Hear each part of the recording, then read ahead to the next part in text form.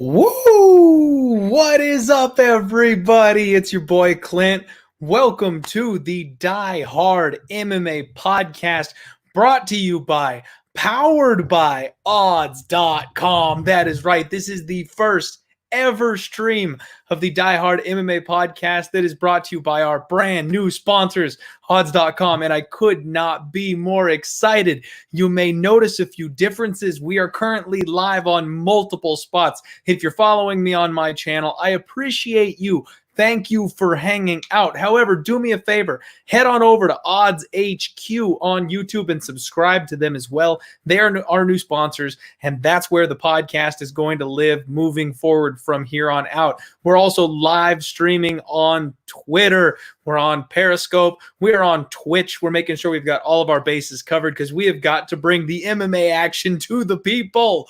What's up, everybody? Welcome into the show. Thank you very much for joining me today. I am super excited, as always, to talk to you about some fight and some gambling action. Let's welcome in the chat my boy Nick, first boy in the chat room. I appreciate you, buddy. How you doing?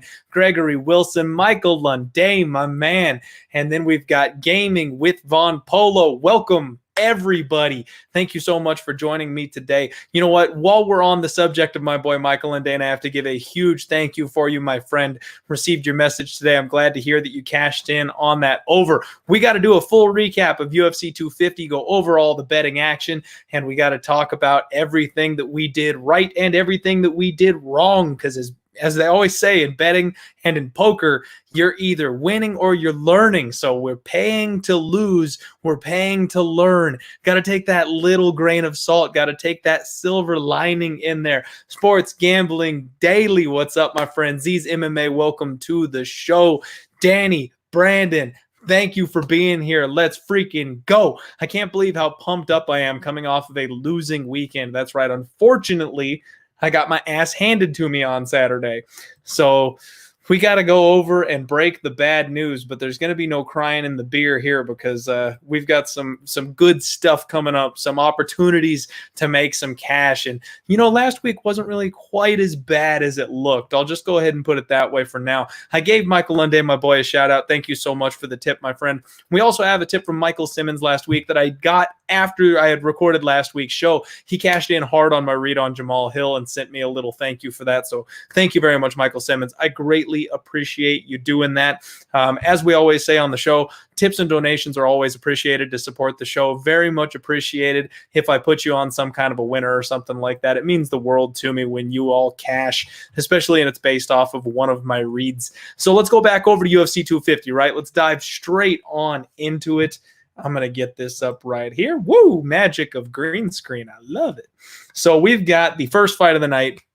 Evan Dunham, Gilbert Burns, and what a barn burner as long as it lasted, right? We talked about how Evan Dunham was just shot. We talked about how retired fighters, they don't do well. They come back from retirement. They're in the gym. You know, they're respected elders usually. People probably take it a little bit easy on them because they're trying to learn from them, and there's that deep level of respect. And they get that itch. They either need it financially, they get the itch, whatever the case may be, and they want to come back. And it just doesn't really ever pan out for them, does it? We get the other Burns here in this fight, and he shows up. I know a lot of people were poo-pooing the other Burns last week on a lot of different podcasts saying that this was, you know, maybe too big of a hill to climb, especially after, you know, kind of a sketchy, questionable start to his run in the UFC. No one was really convinced by that early knockout. Damn, did he show up. So what we did, we had a 4-fight parlay where we put all of the big favorites that I expected to win, who were all potential bed shitters, into one parlay and risked one unit on them because what I did was something incredibly stupid. Just for a little bit of clout, I decided to bet every single fight at UFC 250. And it didn't pan out well. So I was trying to kind of limit my exposure here. I picked the big favorites that I thought would all win, but were all a little risky. That way, you know, if somebody did end up shitting the bed, it only cost me one unit instead of costing me multiple units across other parlays or whatever. I wanted to make sure we limited that exposure. Gilbert Burns cashed easily. He was the first leg of the parlay. He was the first bet of the night. And this is where you look back in hindsight and you kind of want to go, damn it, why didn't I single him? Like, why didn't I take Gilbert Burns inside the distance by itself as a prop? And it's, we're always learning. We're constantly learning. We never know really where these guys are. There were some questions around whether or not he was ready for this level of competition. So I think it was justified, and I can't cry too much about missing that spot. We have got the chat blowing up here. Thank you all for participating so much. I appreciate it. Welcome into the show, Albert. We've got Sheldon, won on Clark, but lost on Charles. Sorry to hear about that, but hey, at least you cashed on Clark, because that was something that I had no opportunity to do it. 1D Ammo, thank you very much. How do you do bad? You recommended betting on the black guys. Yeah, it was the way that I had put the bets together. We'll get into that. I made a couple of slight mistakes that cost me, and it was very, very... It was my bad. Basically, that's all we can say about it. I always tell you all, so now that we're on odds.com, now that we're on Twitch, and we're on a bunch of other places, I'm going to go ahead and repeat this. I am not a professional sports bettor, all right? I am a degenerate gambler, and I say that in the most affectionate term possible. I've never lost my mortgage or missed a meal because of gambling, but I love calling myself a degenerate. I'm a gambler. I'm an MMA fan. I'm a Brazilian Jiu-Jitsu blue belt. I've trained Muay Thai and boxing for many, many years. So I've got a base in the sport. It's a limited experience base, but it is a base nonetheless. I love MMA. And I played poker for a very, very long time, and I started to put that knowledge towards sports betting. I'm still growing and still learning as a sports bettor, but MMA is by far my best sport. So that's what I do. I'm going to give you all my information for free. I'm never going to charge you for shit, and I'm going to break down everything for you live every single Monday. We've got an episode coming out every single week. We will break down every single card from every angle that I can think of. We will grow and learn together. So if you tail my picks, I'm going to try and make you some money, but I also can't guarantee that I'm going to, because sometimes I'm really sharp, and like this weekend, sometimes I'm really stupid. So we will get into how I messed up and what we can do to avoid that in the future. D-Hops, thank you very much for jumping in here. Jay, the best bet for this weekend. Don't worry, got you covered. We will get to that. Stick around. And sometimes the show goes a little long, so if you can't hang out the entire time, I totally understand. You can always come back. It's going to be in a playlist on Odds HQ, our new sponsor, if you missed that part of the show.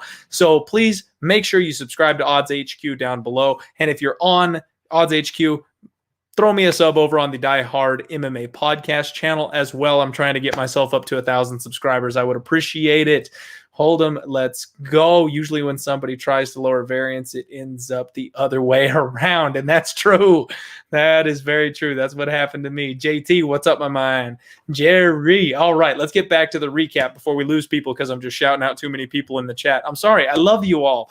Positivity here, folks. That's what we do. So second fight of the night is Alonzo Minifield versus Devin Brown Bear Clark. And I've got a personal vendetta against Devin Brown Bear Clark. I don't like him. I don't think he belongs at 205 in the UFC. I think he's a 185er. And he does this. He basically only beats low-class, low-level fighters. And I thought that Alonzo Minifield was going to be able to knock him out. So he was the second leg of that wild four-leg parlay that we had going.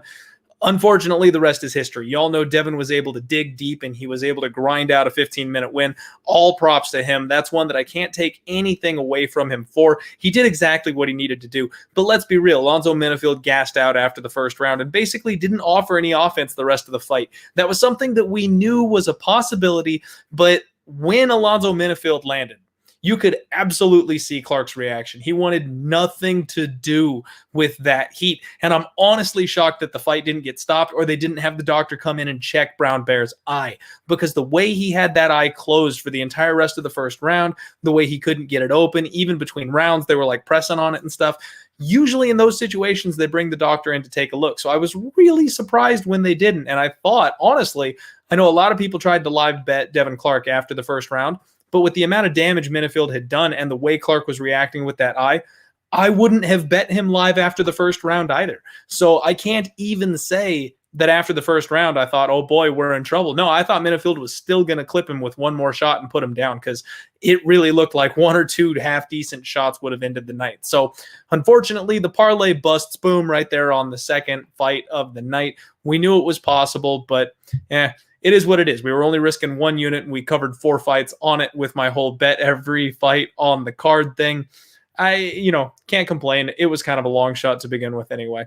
We move on to the first straight bet of the night, one that I really like, Touchy Formiga taking on Alex Perez. And boy, damn, some people tried to talk me into taking Perez. And one thing that I've gotten better at is trusting myself. When I make a read on a UFC fight, when I make a read on a bet, I stick to my guns. It's something that I used to be a little flaky about. I used to be wishy-washy. There were some people in the betting space that I respect. And as soon as I heard somebody going against me or saying otherwise on a read that I had, I would hedge off, or I would basically bet the other side to make sure I broke even on it or something like that. And I realized I was leaving money on the table. I know some things, and sometimes I make some spectacular reads, not always, obviously, but sometimes. And I was just messing up because there were times where I was right when other people were wrong. And I had to stop doing that. So these days, I trust myself a whole lot more. And this is one where I stuck to my guns. A lot of people were telling me how much upside Perez had. And I was like, no, I really think that we're going to have an opportunity here with Formiga to have the better, higher class fighter taking on a lower, young, up-and-coming guy. And Formiga has such a big edge in jiu-jitsu, and Perez's whole game plan is getting the fight to the ground. So I really thought it played into his skill set well. And I can't take anything away from Perez. What I can do is I can talk some crap about Formiga, because in the year of our Lord 2020, how do you possibly continue to let these people get off on leg kicks? Blows my mind. Leg kicks have changed the MMA game, and you cannot let a guy get 4 or 5 leg kicks unanswered off at the beginning of a fight. You can only take 4 or 5 leg kicks before they really start affecting your performance. And these guys, these young, hungry kids that have a speed advantage, come out and they just whack 2, 3, 4 leg kicks off right off the bat, and then you can't do anything. You can't plant for power on your punches.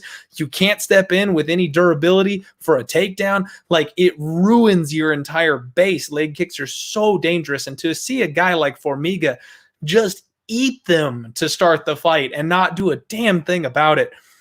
I mean, you can bet on a guy and have as much of a read as you think you will and say whatever about his skill set, but if his game plan is different than yours, call it a day. I do think Formiga can handle Perez on the mat, but Perez found a path to victory. And again, like I said, can't take anything from the kid. He's an exciting prospect moving forward. But unfortunately, that brings us to 0-2 on the night. I was not feeling fantastic at this point, but I kept on reassuring myself that there is a whole heck of a lot of fight card coming up after this point. And you know what, everybody, I go ahead and stop it right there, because even though we do have a new sponsor on the show, we still have to give a shout out to our boys at Goat Capital Sports. That's right, goatcapitalsports.com.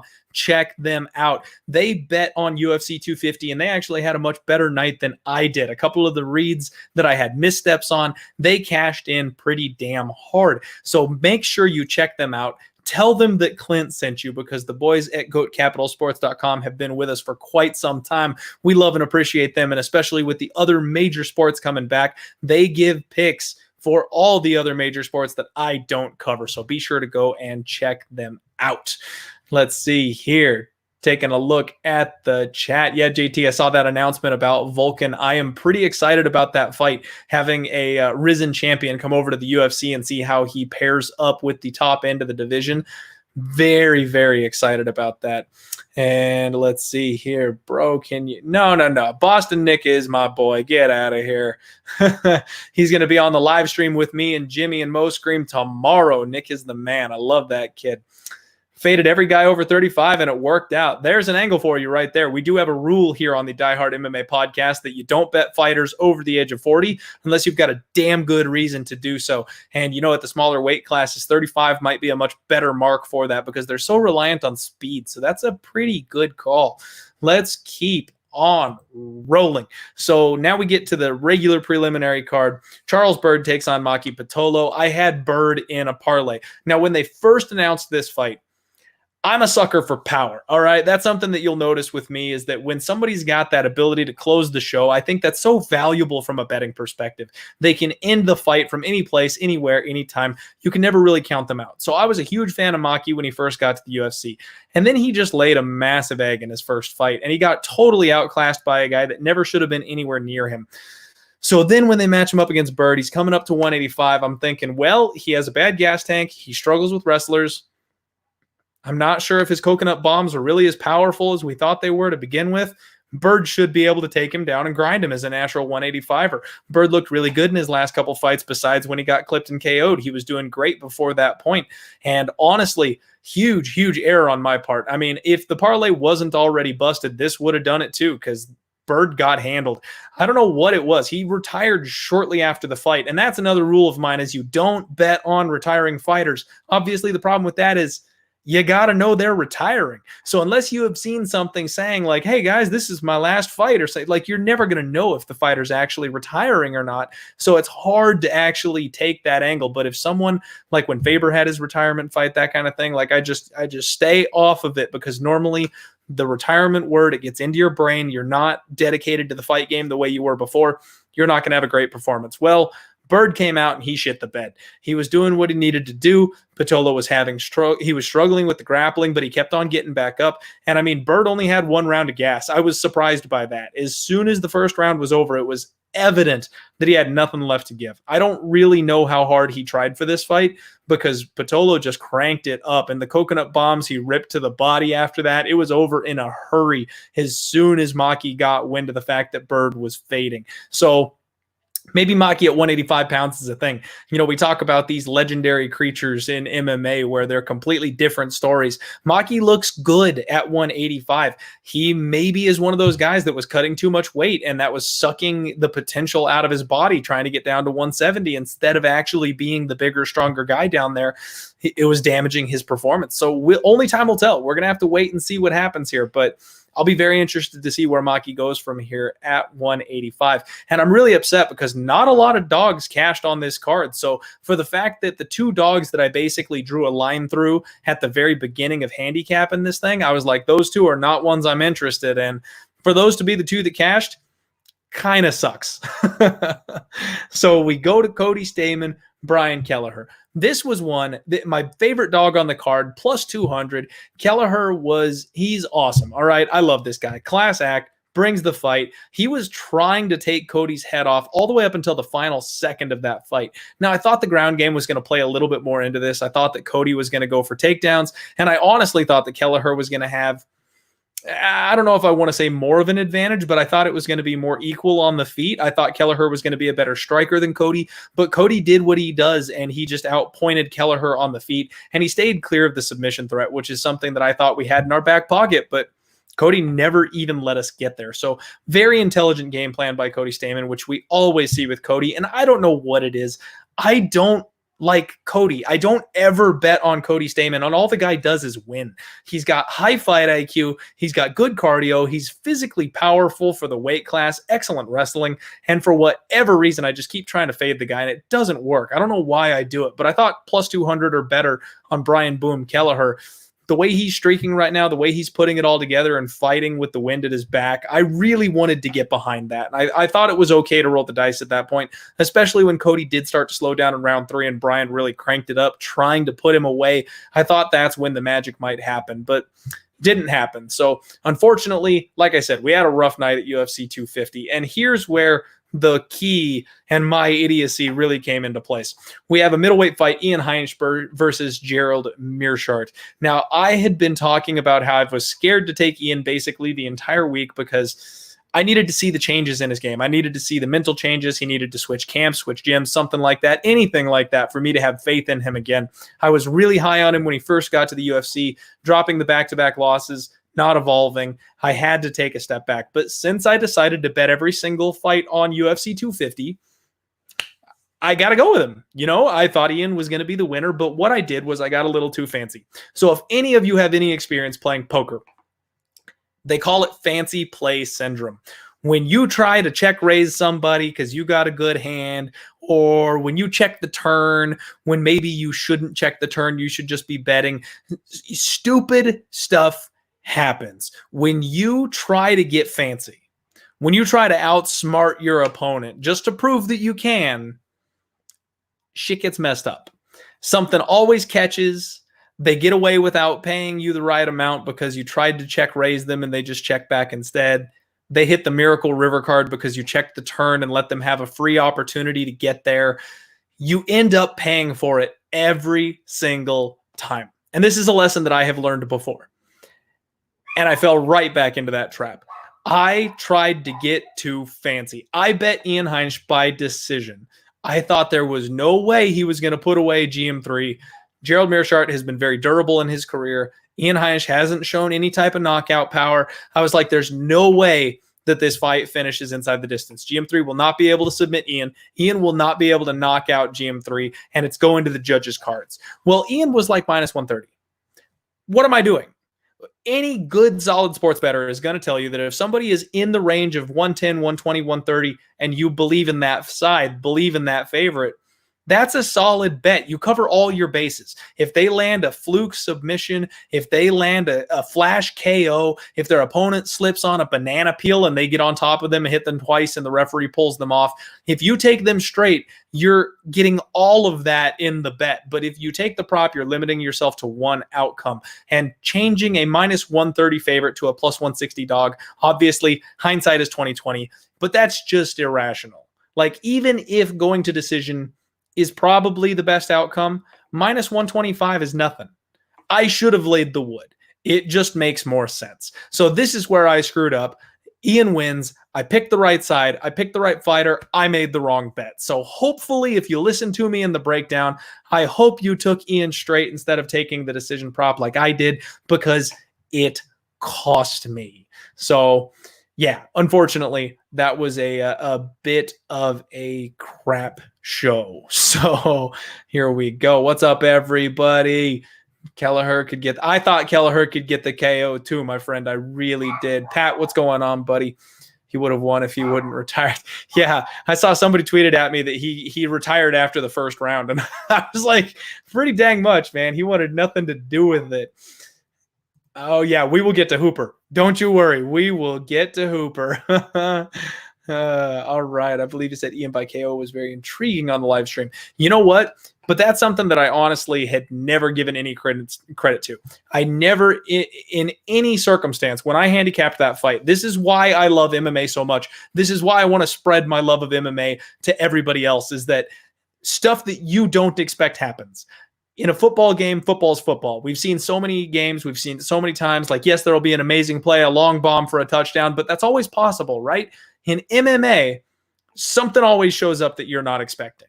And that's where you cannot put a limit on what humans are capable of.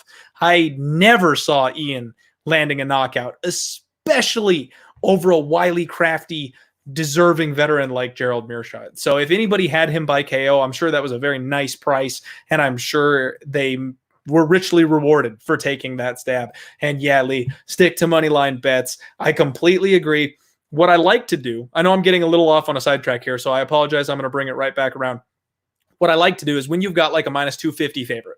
So if you've got a big favorite that you don't want to parlay because you can't find another favorite with them, or you just don't want to lay that price with them, and then you can get a plus line on a prop, that's my angle. So if Ian was a minus 250 favorite and I could get plus 150 on the by decision prop, that makes far more sense. I'm not laying 2.5 to 1. I'm risking 1 unit, and then the most likely outcome is giving me a juicy dog price. That is how I like to do it. So this is where, like I said, I kind of lost my mind with me having a little bit of fun and being like, hey, I'm going to bet every single fight on the card.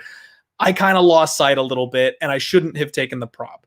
But that was, that's where I went wrong, and it bit us in the ass twice this card, which I prayed to the gods of variance. I put out a tweet. I was like, please, we're betting every single fighter tonight. Don't bite me in the ass, gods of variance. And they were like,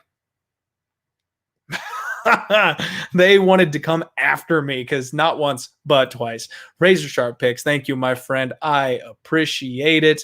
And let's go through here. Justin, my boy, what's up, man? Thank you very much for coming on the show. So after that Ian Heinisch situation, we come to Chase Hooper versus Alex Casares. This is one that's a little bit interesting because I did go ahead and lay the wood with Chase Hooper. Now, I cautioned everybody about this fight. I said, look, Chase Hooper does not deserve to be this big of a favorite in this fight. But I knew that Chase Hooper was going to close around minus 200. This was me going, look, I think Chase Hooper is going to win. The line might be a little bit off, but I know I'm going to get the best number. So I went ahead and bet Chase Hooper at minus 145. And sure enough, so much money came in on Chase Hooper. He closed around minus 210, I think, minus 215, maybe even higher than that. I can't believe the landslide of money that came in. And I tried to help everybody out. I tweeted out later in the week that, look, at the point that Alex Casares got to like plus 170, perfect time to hedge off. I don't normally hedge off because I like to stick by my guns. I like to stick by my reads. But you could have very easily risked, when he got to plus 200, you could have put a half unit on Alex Casares and locked up a half unit of free money. Don't even sweat the fight. Walk out of there with free cash. It was that easy. Beating the line movement was very important to me. And I'll be honest, I never even considered betting Alex Casares. I was convinced that Chase Hooper was going to be able to drag him to the mat. But this is where I was talking about. You're not inside these fighters' heads. There's nothing we can do if the fighter doesn't follow the game plan. Hooper wasted round one trying to strike with Alex Casares. You got me. I have no idea why he would do that. Grapplers who fall in love with their striking are maybe the worst things to happen in MMA. I understand you're well-rounding your game. You feel good. You're confident in your hands, but you're going against a guy that you are in no way even close to as fast as, and he's got 10 years plus high-level striking experience over you. Ain't going to happen. This string bean white kid is going to come out here. He was super slow. All credit to his chin. He took some big shots and he hung in there. But as soon as he took that first big shot, it should have been, okay, shut it down, grapple. Like, that's your path to victory, dude. That's what you need to do. That's all you can do for this point in time. Grapple. And if he had maybe started grappling from the get-go when he wasn't tired and sweaty and potentially rocked, maybe he does get Alex Casares to the ground. Maybe he does sync up that choke, but he waited until round two after he had already taken a bunch of damage to even try, and by then, Casares had his number. So, unfortunately, we paid the extra wood on that one. We didn't hedge off, and I got to eat that loss. And that's gambling, folks. That's gambling. So, I thought we were on the right side. I still like Chase Hooper. I know a lot of people were shitting on him because everybody lost money on Chase Hooper this week, but the kid's gonna be something. He's still got the raw skill set. He's going to grow into something. He just needs a little bit of time. I'll bet you he will eventually get there. So then we go to the main event, the main card. People were bitching about this card, and I tried to tell everybody. I'm like, dude, this is going to be a phenomenal card. It's worth the price. I know the main event isn't fantastic because we know it's a mismatch, and it's not one of the big names in like men's MMA or anything like that, but it's going to be a great main card. Boy, did it live up to the hype. I loved it. So Sean O'Malley takes on Eddie Wineland. O'Malley was the anchor of that parlay that we had that's been dead for about 2 years at this point, so it didn't even matter. But he comes out and destroys Eddie in round one. This is another one, very much like the Herbert Burns situation, that you could have got almost even money on Sean O'Malley inside the distance. And I'm kind of kicking myself for going, why didn't I just do that? Because I knew he was going to wreck Eddie Wineland. There were two setup fights on this card. Hooper was supposed to destroy Casares, and O'Malley was supposed to destroy Eddie Wineland. Only one of them panned out. So, I mean, we could have done straight shots, and I mean, it would have been about the same because I guess the parlay would have broken even going 2-2 rather than losing a unit on the parlay as a whole. But it is what it is, folks. I'm very excited about the future of Sean O'Malley. I hope they don't rush him along too long. Too hard, too quickly. He's coming along. He's doing everything right. He's making all the changes. He's growing. He's improving. He's filling out in his frame. This kid is going to be something special. And I really hope that they don't, like, people are talking about Cody Garbrandt. Pump the brakes. Like, give the kid one more fight or something, 6 more months before you make him fight a champion caliber fighter with devastating knockout power like that, just to make sure he's ready to go, because this is a potential Conor McGregor level star if they bring him along the right way. And there's already a massive bantamweight backup as far as contenders goes. Let him chip away at a couple of these guys that are in the fringes of the top 15 and top 10 before you rush him into a title. I think there could be definitely something here. The UFC knows it too. That's why they're giving him guys like Eddie Wineland. They're doing a good job. So Neil Magny, Anthony Rocco Martin. Sorry, those all got kind of compressed together in my mouth. So Neil Magny, this was my 2-banger on the night. This is the one play that I was most confident in. This is the play that, had we not decided, hey, what the hell, let's bet every single fight, This is going to be my lock of the night. This was the one that I pegged from the very get-go. Minus 150. I got a bad line. I wasn't expecting money to come in on Anthony Rocco Martin, and I was this close to adding another unit on Magny when he got down to, I think, minus 130 is as low as he got. And I don't do more than 2-unit plays. I was very tempted to make like my first ever 3-unit play to make this thing happen because I was very confident in Magny. Now, the judging, there was a little bit of a question as to was the 30-27 appropriate or not. He basically handled Martin the entire time. He was attacking with the leg kicks. I feel like he was getting the better of the striking. He was constantly scoring. And then, thank God, Martin gassed out in round 3. That was just the biggest relief to me because, honestly, I thought the fight was a whole lot closer. I had it scored 29-28 for Magny. I thought it was 1-1 going into the third. So when Martin gassed out, that was music to my ears. I was like, we got one. It was the first winning actual cash bet of the night because even though I got Burns and O'Malley right, they were in the dead parlay. So I hadn't gotten any money back to begin with at this point. I was so excited and happy to see. So I think rounds 1 and 2, they were very, very close.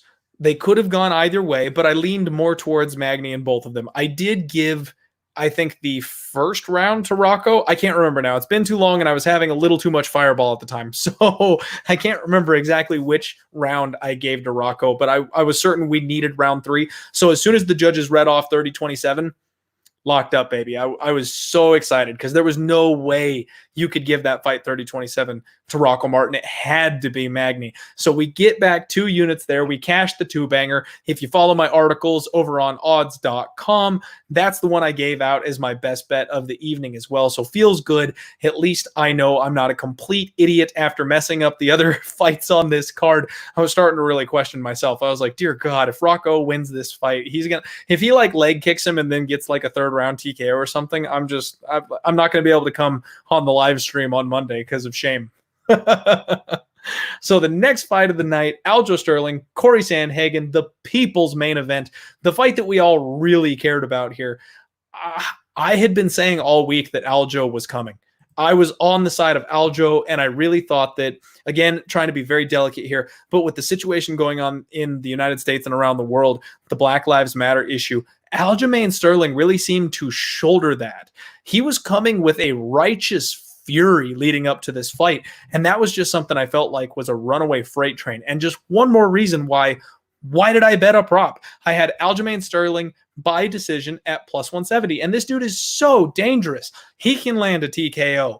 He can land a submission. I'm getting damn near even money. It's a pick'em price on this, and I could have just taken Aljamain Sterling straight and cashed maybe the easiest bet on the entire card. He took Corey down and handled him. It was over insanely quickly, and I still lost a unit on it. Feels bad, man. Feels bad. I'm excited to see what he does next. I hope they give him that title shot because he definitely deserves that title shot. I absolutely believe it. He's done what he needed to do. And I know a lot of people have been saying this, so I don't want to be like a repeater or anything, but Corey Sandhagen, he's young. He's relatively fresh and new to the UFC. He was rising through the ranks like a madman. He will be back. He'll get 1 or 2 wins under his belt. He'll be right back in the title picture. I think it'll be good for him. He'll grow from this. The co-main event, Cody Garbrandt, Rafael Assunção. I have a dog bet plus 125 on Rafael Assunção, and this one didn't pan out for me either. I'm not a believer in Cody Garbrandt coming back from everything, his chin issues, his mental hurdles. I mean, 2 more things. I know I've talked a couple times about my rules when it comes to sports betting tonight, but 2 of the big things that I don't bet on. You can't bet on a fighter with bad IQ, and you can't bet on a fighter with a bad chin. Both of those things are Cody Garbrandt. So when it came to picking every single fight on this card, I know I've said that a lot. Sorry, I'll stop saying it. I had to go with Assunção. It was dog or pass for me because I could not trust Cody with my money. At any point in time, he could have lost his cool and started swinging for the fences. At any point in time, Assunção could have closed the distance and clipped him. Cody put on a master performance. He came out. He was locked in. He was absolutely focused. And you know what? He did what he had to do. However, everybody's talking about how he's back. Everybody's talking about how he's right back in the mix. Give him the title shot. Like, I'm hearing that from people. And I think, I don't know that I'm not sold. I'm not sold on Cody yet. So yes, he beat Rafael Assunção, but Rafael never really got off. Cody was doing such a good distance of managing the distance and the space, and his speed was a bigger advantage than I expected it to be in this fight. I thought Rafael was going to be able to get in there, and he couldn't. He couldn't land a finger on him. So I'm not entirely convinced that Cody's chin issues are a thing of the past. And in round 2, I know Cody was starting to get the timing. He was starting to get his distance, his range, and he started to open up. But I also saw a little bit of emotion. When he started to let go, even the knockout punch that he landed, that's going to be a highlight reel we're going to see for years.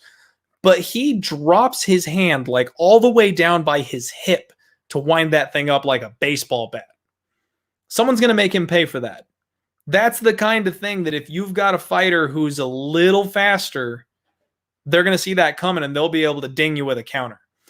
So let's just wait and see what happens in the next fight. Let's see who he matches up with, because I very likely might be fading Cody Garbrandt in his next fight. We will see. I know he's an incredible athlete. I know he's very skilled, very technical, got big power in his hands, but I'm not sold on his chin.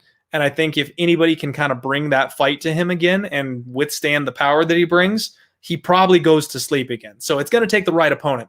But Cody's probably going to be a pass for me unless we get the perfect spot in his next matchup. Main event time. This is where I feel a little better about myself.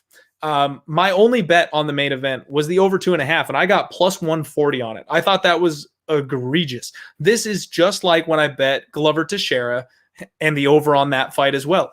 The narrative, everyone and their mom is out there telling you this fight's going to be over in the first round. Well, when everybody in the whole world thinks it's going to be over, it's probably not. There's that whole thought process of going against the grain. And if the public opinion is one thing, a lot of the times they're wrong.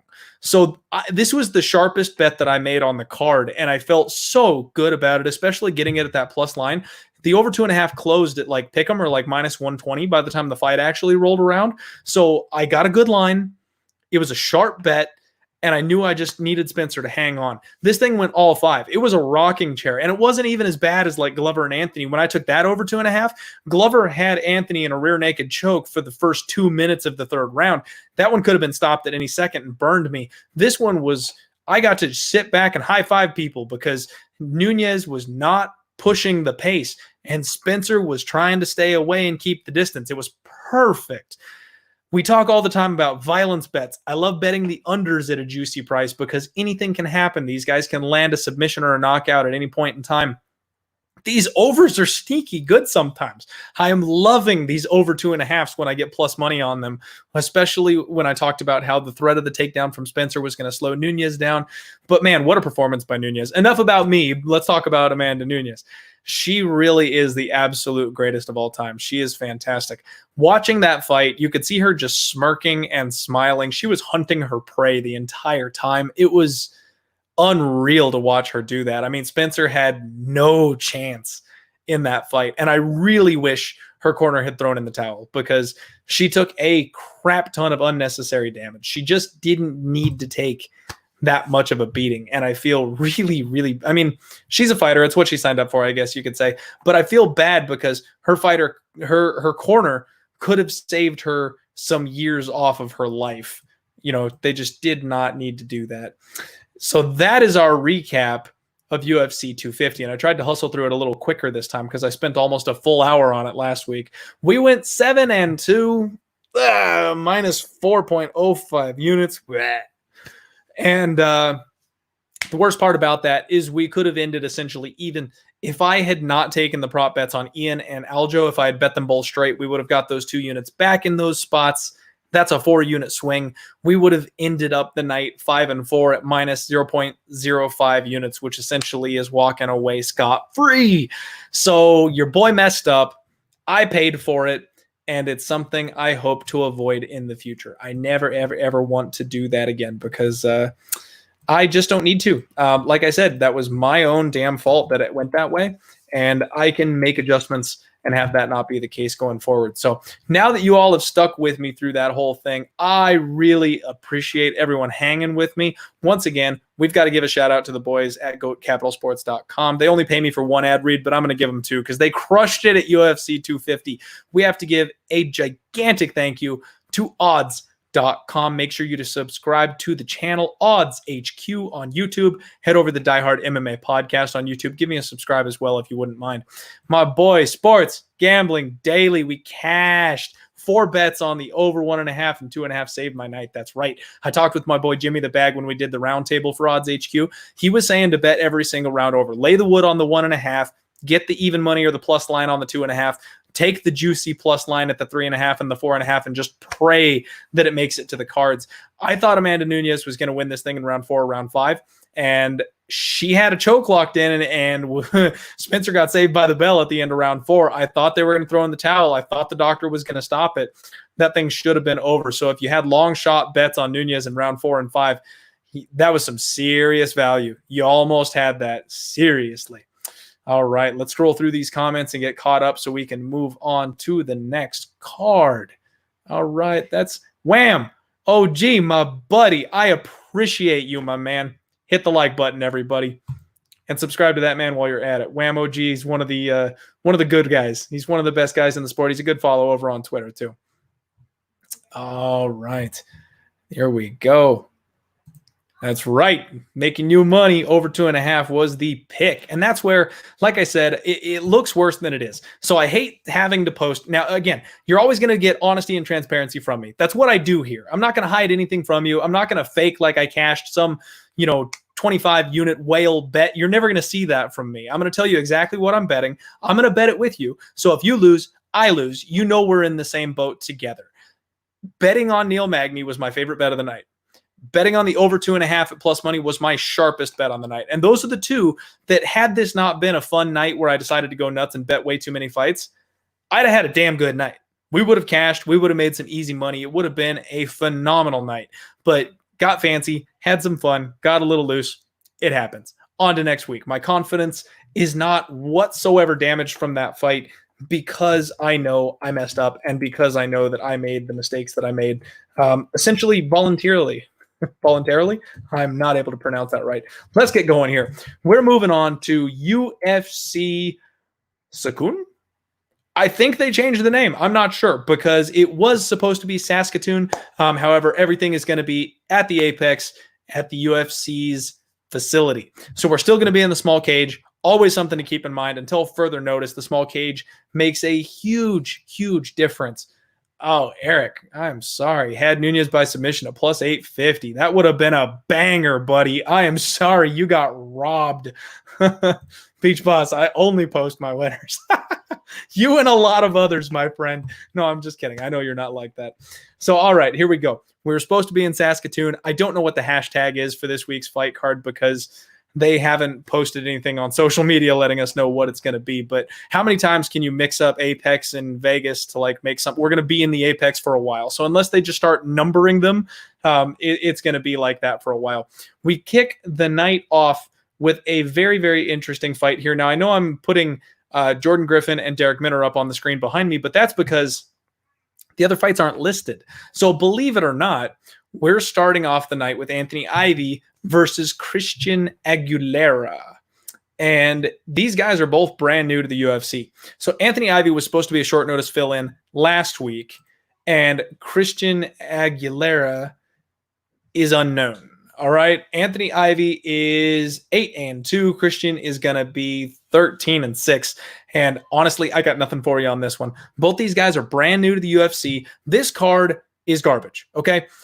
If it wasn't for the fact that we like MMA, we love MMA so much, this is not a good card. The people who are casual fans of MMA wouldn't be surprised if most of them don't watch it because why would you? There's not a whole lot to like here, even when you're a deep-seated fan of MMA. Thank God for sports betting, because if it wasn't for sports betting, we wouldn't have much of a reason to watch either. So we're going to watch this one because there's a couple spots I like here on the card. But this is a fight that I immediately drew a line through. I want nothing to do with it. I haven't even looked at these guys.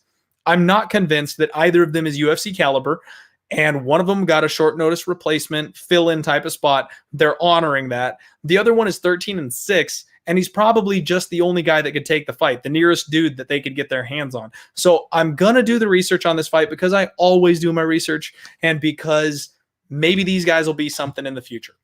We might want to know something about them for down the road, but until that point, again, just no interest here. So I'm going to go ahead and glaze over this one. I don't have any idea what these guys are going to do. I'm not touching it from a betting perspective. Now, they do have a line out for it, though, and Anthony Ivy is a minus 195 favorite. That's something that I'm not a fan of. So when you've got two guys that are both debuting in the UFC, you draw some kind of a big line, 2-1 favorite on it like that.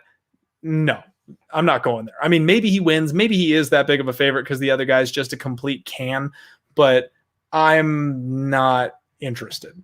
So our next fight of the night, I go back to this screen here meaninglessly, is I believe... Oh, you know what? Actually, the other one is another replacement fight. So I'm going to go ahead and go in order from this point. So we do have Jordan Griffin taking on Darrick Minner, and this one is a fun one. I always say that because to me, as a UFC nerd, they're always fun ones. But Jordan Griffin taking on Darrick Minner.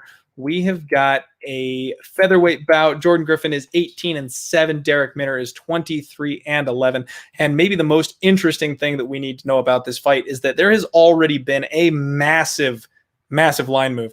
So Jordan Griffin, when I did my breakdown, he was sitting at about a minus 230 favorite, something like that. And chalk came in on him really, really heavy. And then it blew the other direction. So this is a betting show, right? We want to talk about money. We want to talk about the bets. I will get to the breakdown of the fight here in just a second. What this is I think this is sharp money coming in on Darrick Minner. So what they do is early on when the fight gets announced, when the lines first pop out, any little bet or bet from like a respected sports bettor, it moves the lines a lot. They kind of use the market to gauge where the fights or where the lines should really be. So if you follow Gianni the Greek, I got to give him a shout out here because this is where I got this information. He's a actual sports bettor, a professional, and he does a lot of movement for, he calls them betting syndicates or whatever. But anyway, they have him put in a bet on the wrong side, essentially. So that gets marked as, hey, this really sharp person likes this side. So they adjust the line, probably more than they should. And then over the course of the next couple of weeks, when they raise the amounts that you're allowed to bet, they open up the limits on the fight, they start chipping away at it at better odds on the side that they actually want. Because what I'm seeing here is Jordan Griffin opens up at minus 230. He gets hammered all the way down to minus 350. That's a big jump.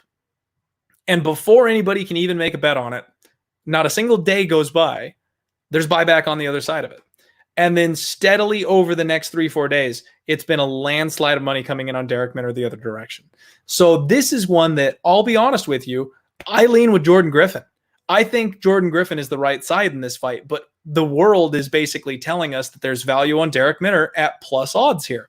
Jordan has strong body lock takedowns. He's got a really offensive submission game. That's really his best tool is his submissions. And he struggles with opponents that he doesn't have a grappling advantage against. That's really the biggest thing that I've noticed with him. So far in the UFC, he's had a bit of a rough patch. He had a good showing on Dana White's Tuesday Night Contenders, but then he got paired up with Danny Ige. Danny Ige's a beast. We've bet and cashed on Danny Ige a lot recently, so we know just how good he is. So really stiff test for Jordan Griffin. First thing in the UFC, poor guy. Can't take down Danny Ige. Can't submit Danny Ige.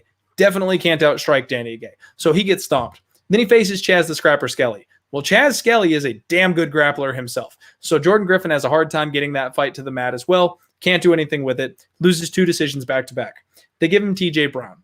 Not anywhere near the caliber of opponent of the others. And he gets it done. He submits him because that's what Jordan Griffin does. So here we go. Now we're facing Darrick Minner. Darrick Minner's been in the UFC for one fight. He loses that fight by submission. This kid is sub or bust, okay? He has 24 wins, 11 losses, and 21 of those 24 wins have come by way of submission. 8 of those 11 losses have come by submission. That's what this guy does. He gets it to the ground, he sells out, he attacks, and if he can't get there, he gasses out and he gives up a choke himself. And that's exactly what happened in his UFC debut. All he did was dive on the neck of Grant Dawson. Over and over and over. And I'm honestly worried about the IQ on this kid. And that's where one of my rules, you can't bet on a fighter who's got a bad fight IQ. I like Jordan Griffin. He's very, very I love his aggression. He's constantly moving forward. If he was an underdog, he'd be a fantastic underdog for me to bet because he checks my boxes. He never gives up. He's always going for it. He stays in the fight. He's dangerous on the feet. He's dangerous on the mat. He can finish from anywhere. He's going to have a 4-inch reach advantage in this fight.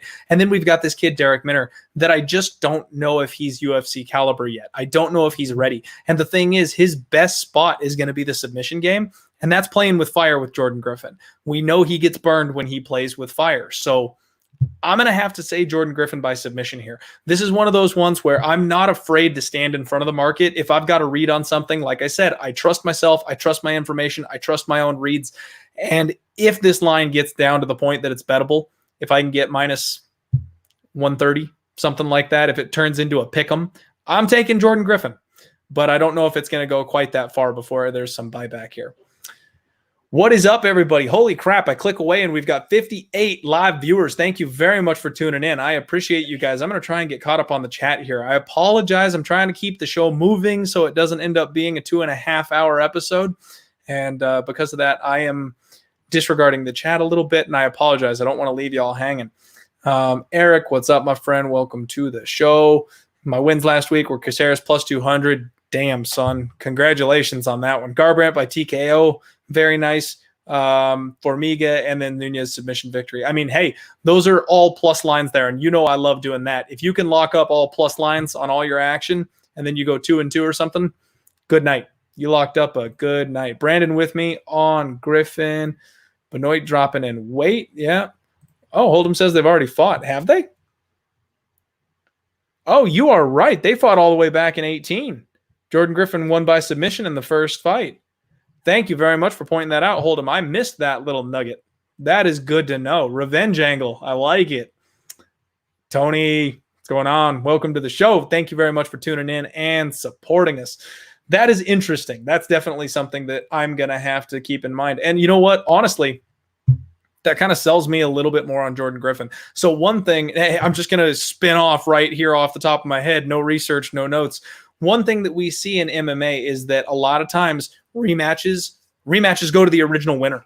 So I don't know what it is, but when guys match up well and they have that opportunity, that advantage, unless the other person makes some kind of drastic changes or the other person is like, for instance, a younger fighter and they've got that age advantage, there's not so much wear and tear on them, they've got a better gas tank, stuff like that, the original winner just ends up winning the second fight. So that puts me even more solidly on Griffin. If that number drops, I'm going to be interested in Griffin. Let's move on, shall we?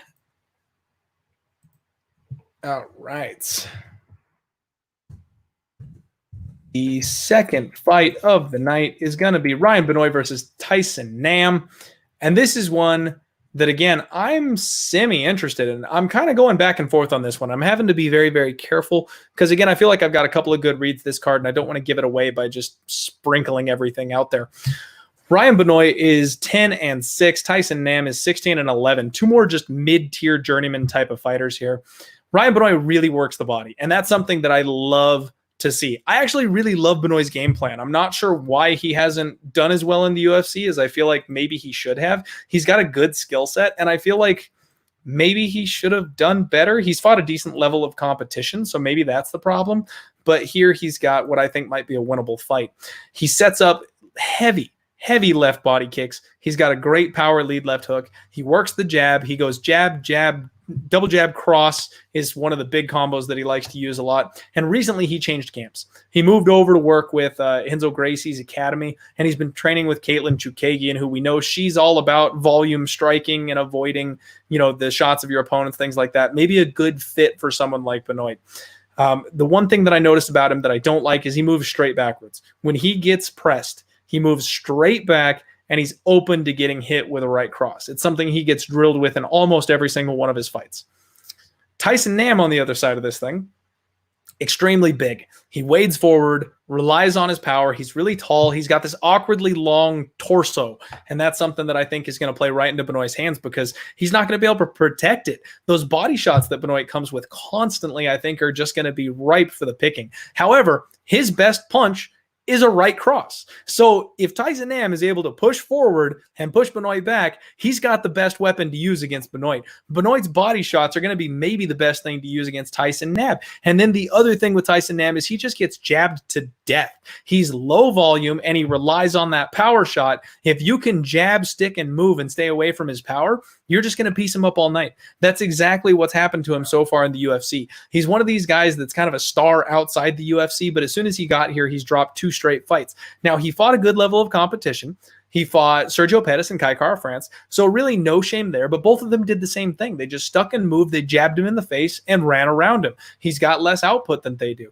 Tyson Nam is open to that, and he's 36 years old. I don't think he's going to change that at this stage. He is KO or bust, and I think that Ryan Benoit is going to have the same type of success.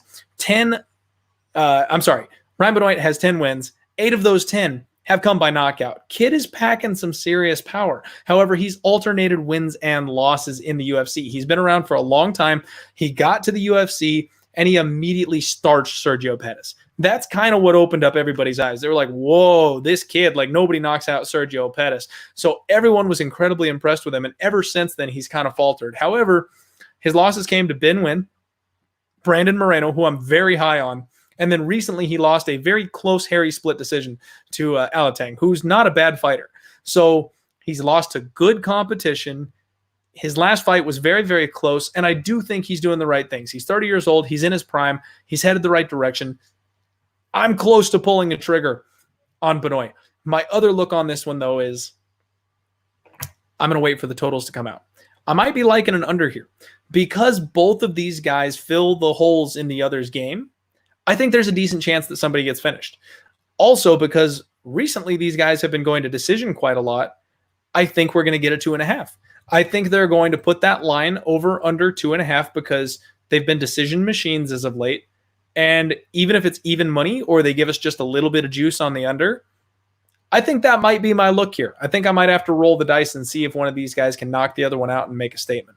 That may be the direction that I end up going here because these guys have got the tools. They absolutely do. Benoit, I think, has a lot of upside, and I think Tyson Nam is tapped out. You know, when he's at that point, when you get to that top end and you're just not going to improve beyond that level, it's time to start fading. So those are my 2 leans here. That's the direction that I am feeling, and we are moving on to our next fight on the card. Now, this is the one that kind of threw me for a loop a little bit.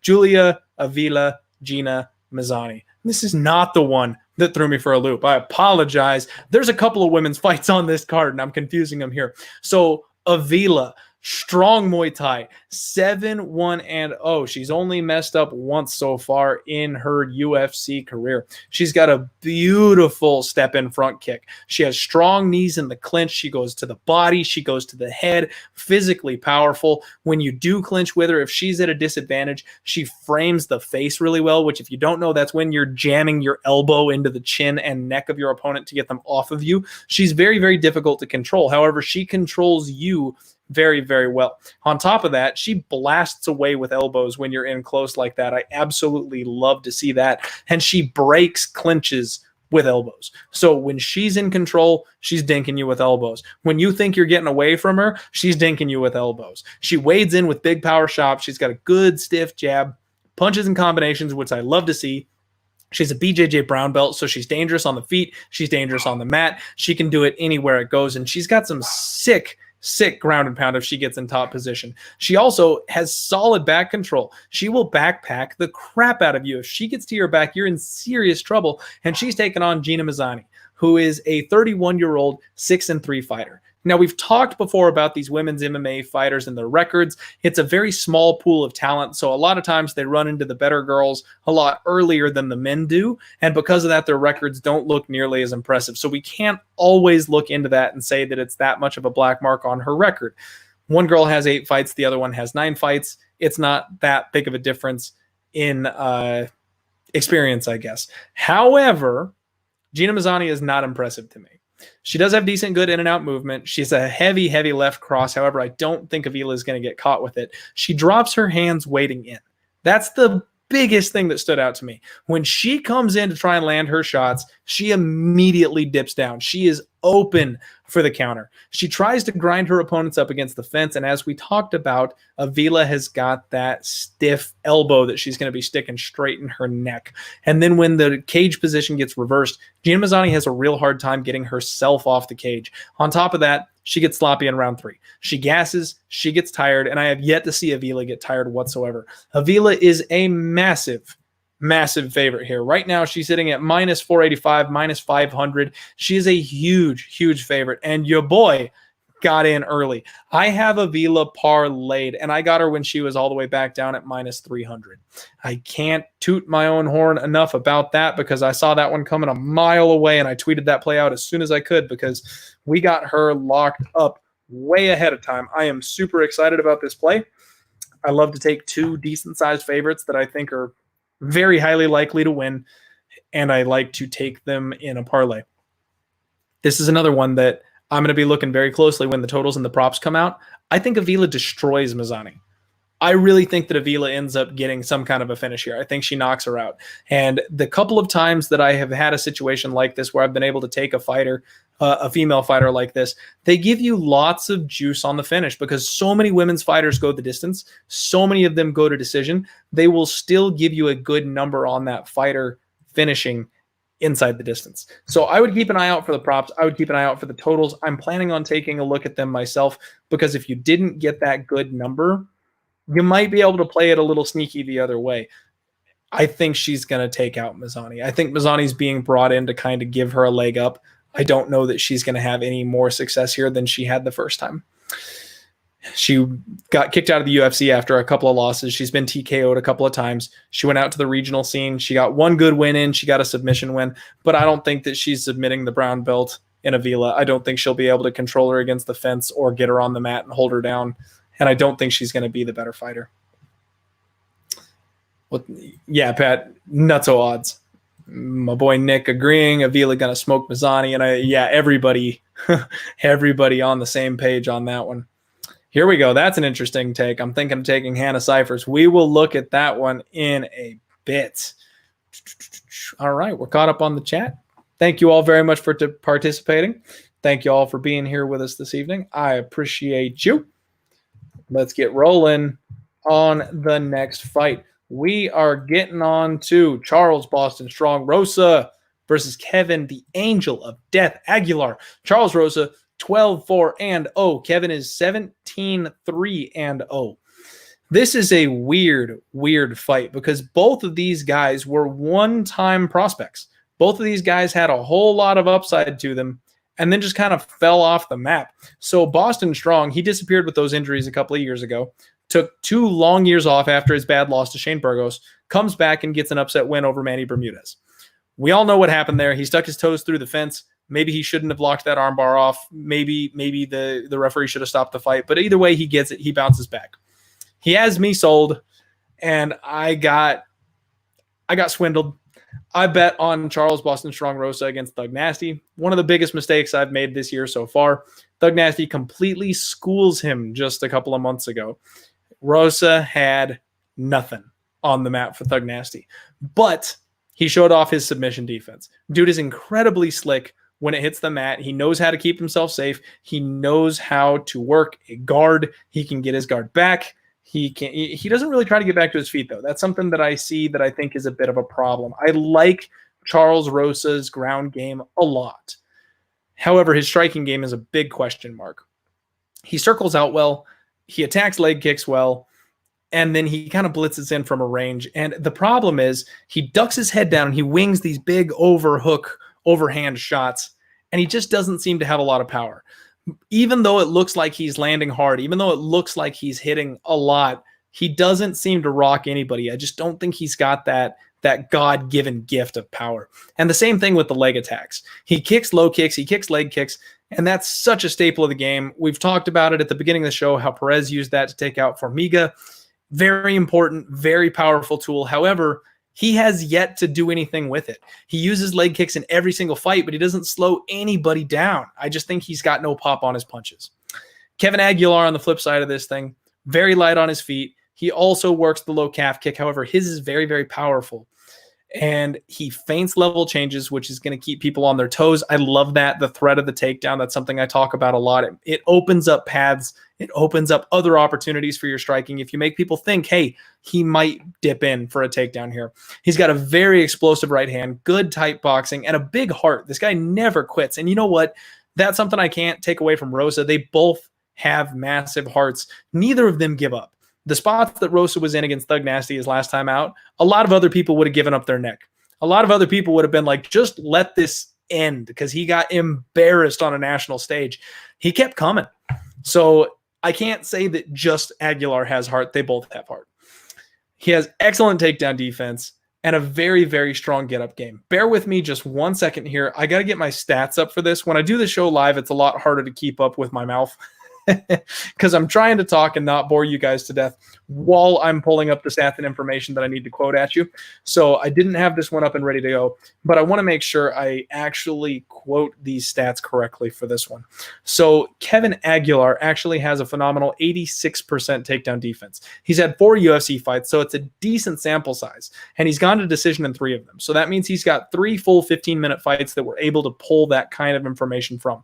He fought Dan Ige, Enrique Barzola, and Ricky Glenn, as well as Tuhugov. 3 of those 4 names are very solid, strong wrestlers. The fact that he's been able to keep the fight where he wants it, defend the takedowns when he needs to, and have an 86%, that's big time. That is big time to me. He averages 3.73 significant strikes a minute. However, he's absorbed 4.44 significant strikes per minute. That's been to Tuhugov and Ige. He fought very closely with his first 2 UFC opponents that he had unanimous decision wins over, and the 2 step-ups in competition that he's had so far, he was outclassed on the feet, and that's really what leads to that difference. In MMA, sometimes the numbers lie.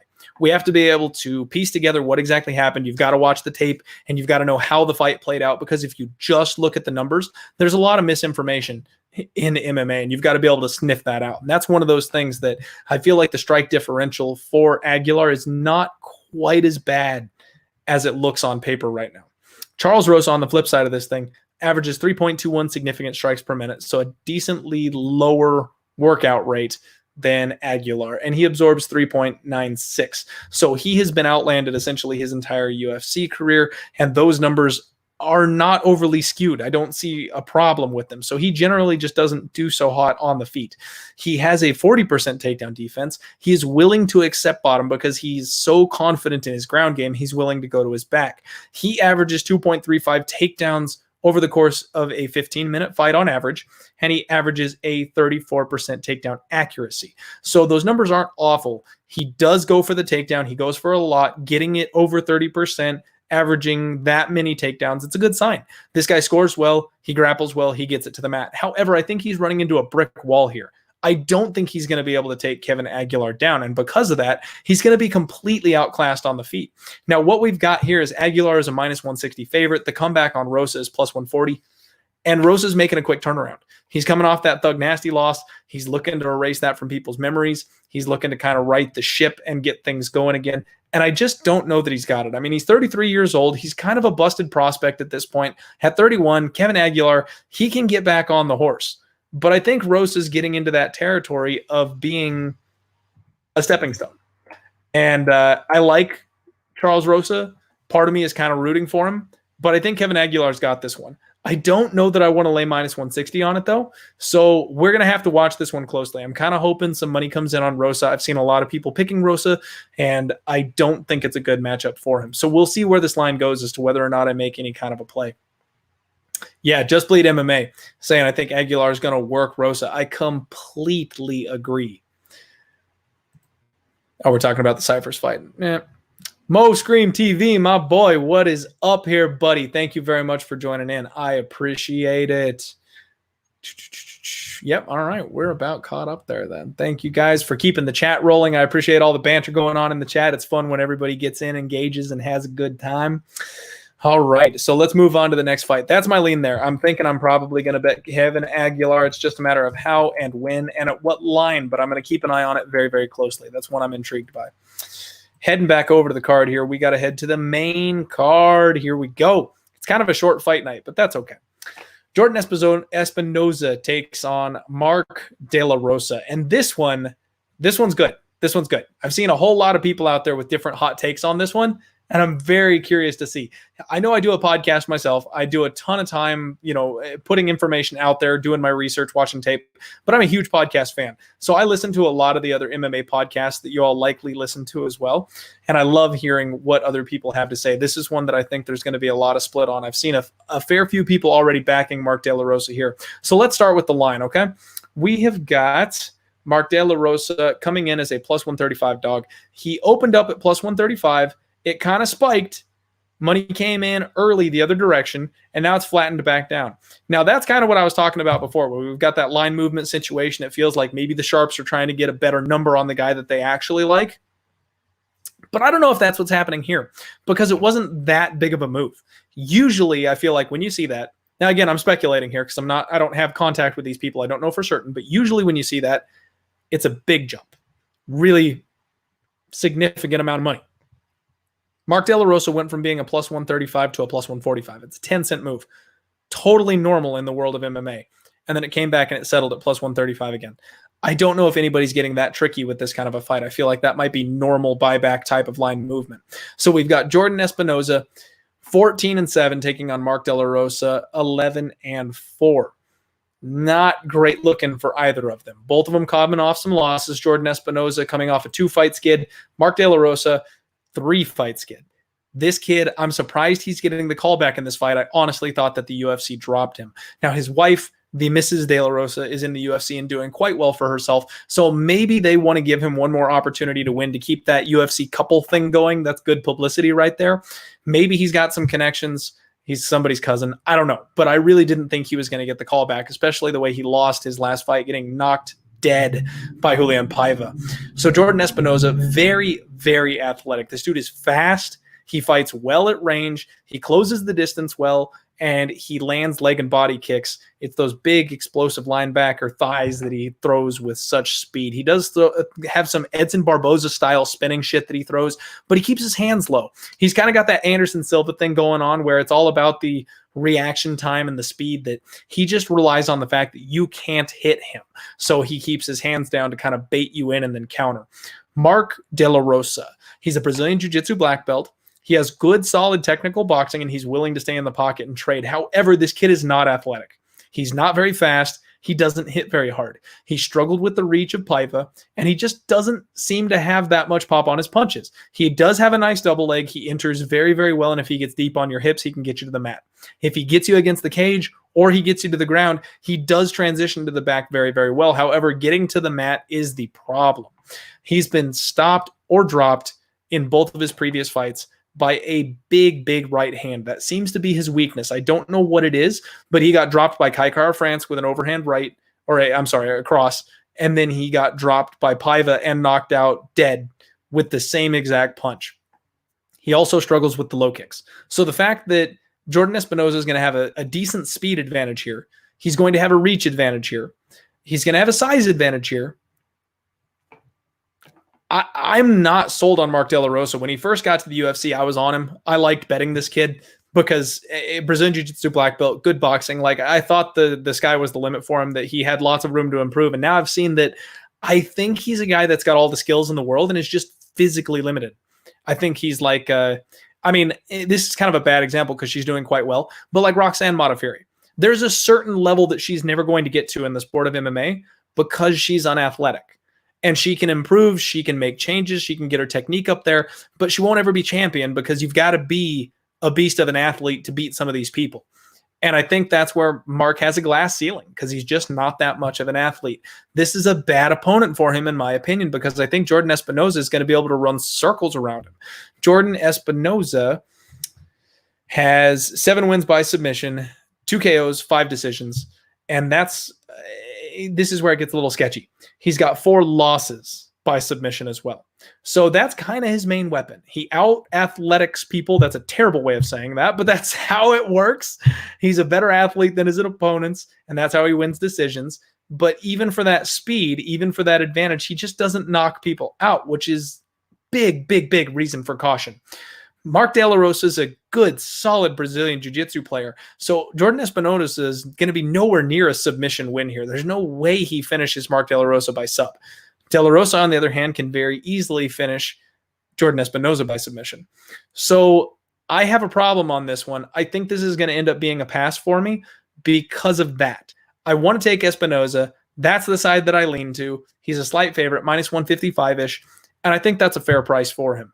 I don't think Mark De La Rosa bounces back here. I've heard a lot of people talking about how live he is. I just think he's going to have a hard time hitting Jordan Espinoza.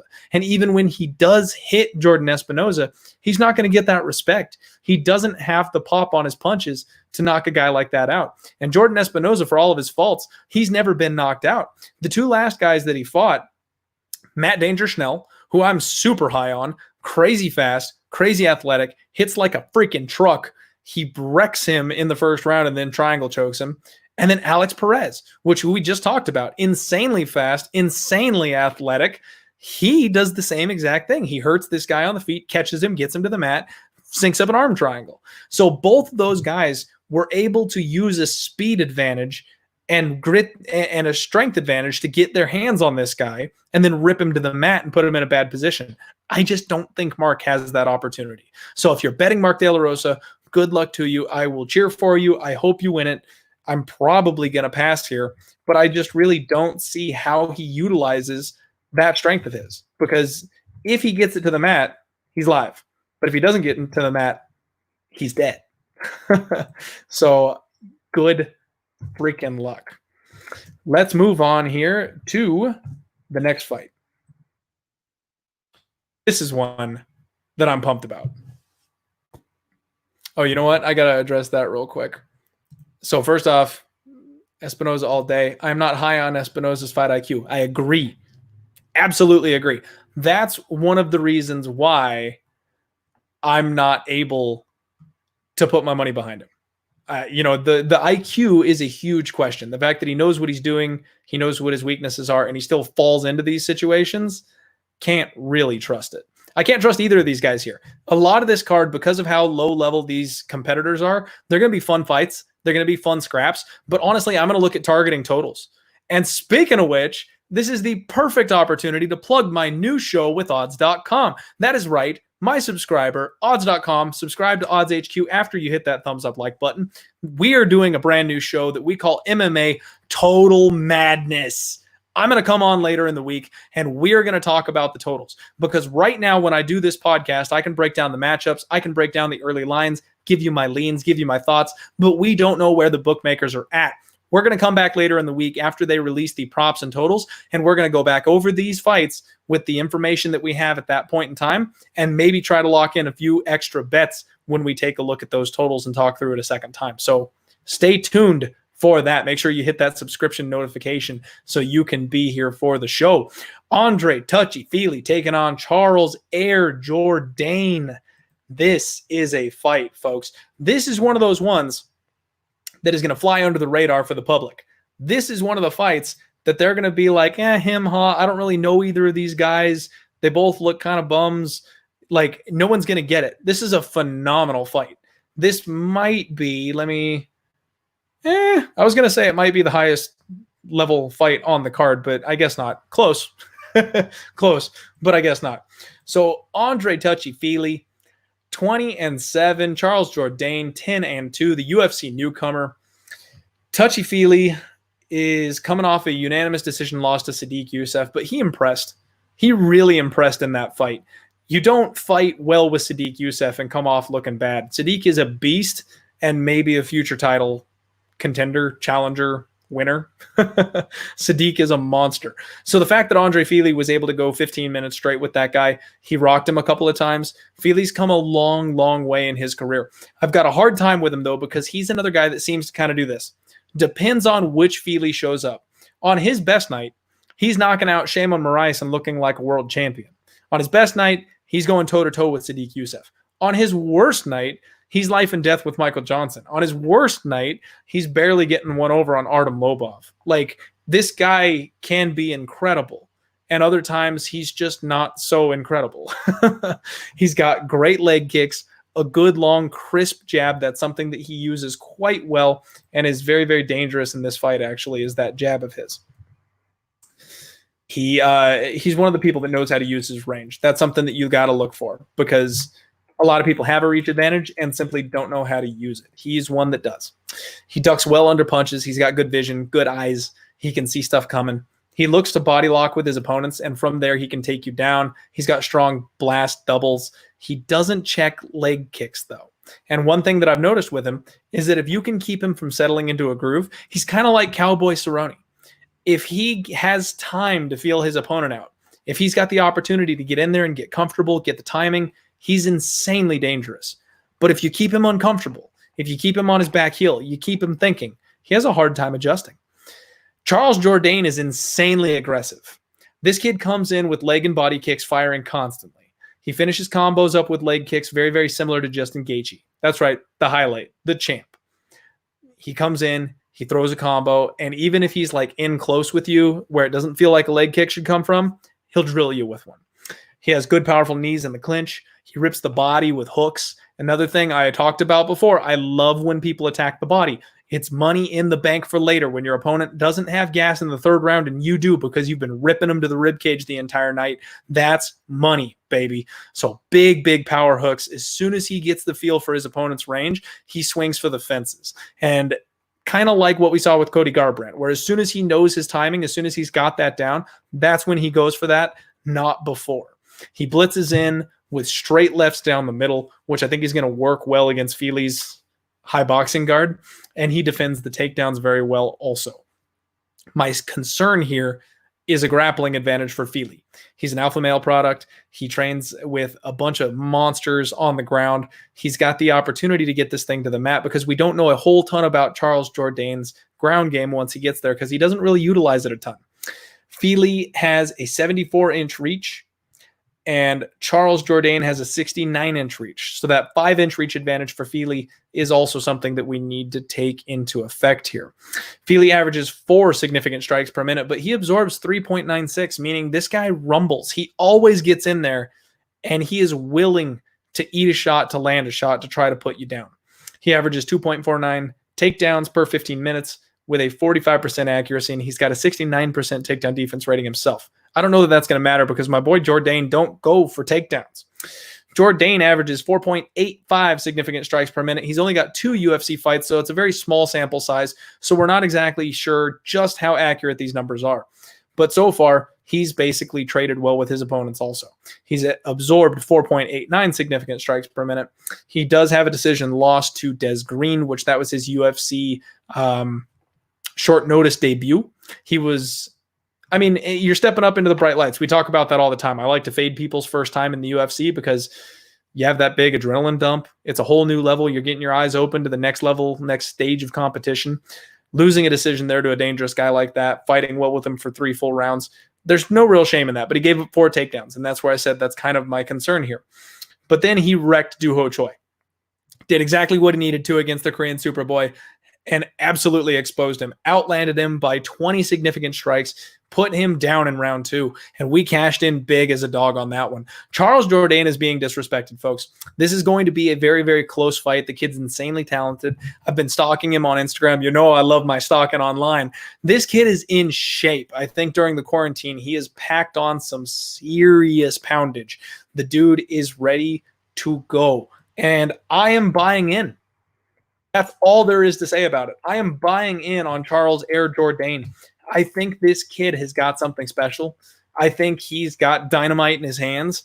And the fact that he is so aggressive and he counters well with his opponents, he gets reads down quickly, he gets the timing. I think he's going to press forward on Andre Fili. And I think he's going to be able to do exactly what he needs to do. Like I said, if you keep Fili on the back foot, if you keep him uncomfortable in the fight, he's going to provide openings. And the fact that this guy trades with his opponents, Jourdain's a guy that's got power you don't want to trade with.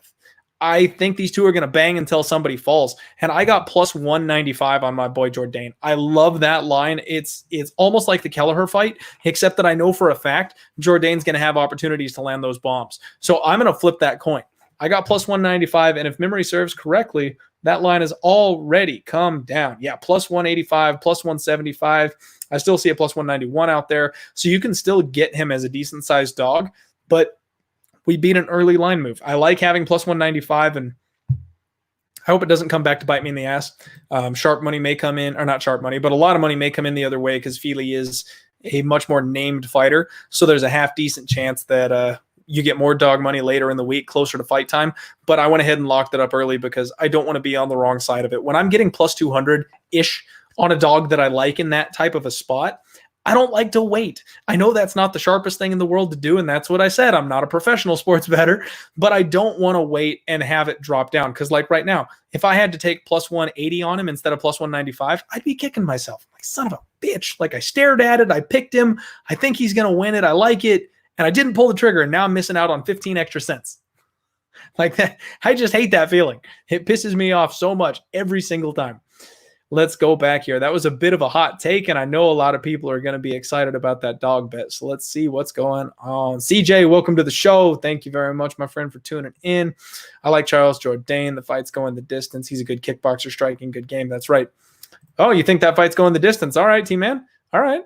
That's an interesting take. I mean, the way that Fili hurt a guy like Sadiq Youssef, who's known for his chin, I have seen Jourdain get clipped a couple of times, and the power that Jourdain brings to the table, I don't know. I feel like it's the opposite, man. I feel like someone's going to sleep. We'll see where they put that total line, though, because that's going to be interesting. There it is. Hold'em says Fili going to murk Jourdain. Yep. Choi was a good matchup for Jourdain. That's true. Jourdain could be a one-hitter quitter.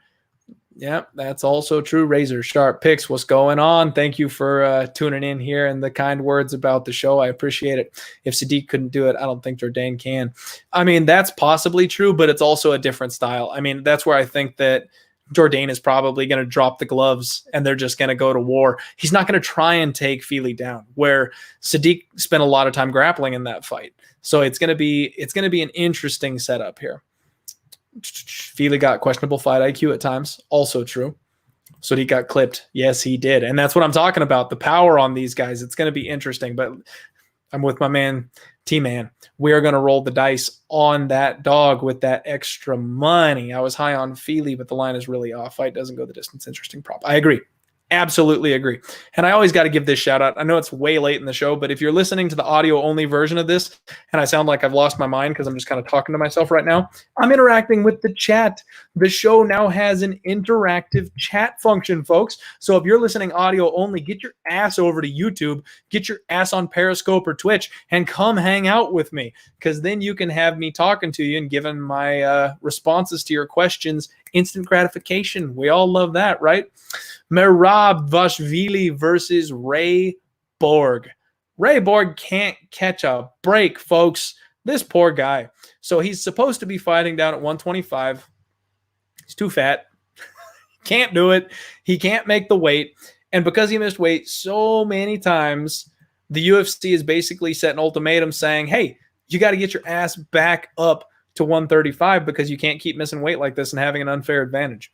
So he moves up to 135 and he's just too small. I don't know what the deal is, but the dude's got to get his weight under control because he is too small to implement his game plan at 135. We broke down his fights very, very recently when he fought Ricky Simon, and that's kind of what we were talking about. Dude's got hands. He's got a surprisingly good boxing skill set. He's very fast, very athletic on his feet, but if he can't out-grapple you, he's in trouble. He needs to be able to bully his opponents. He needs to be able to take these fights to the ground.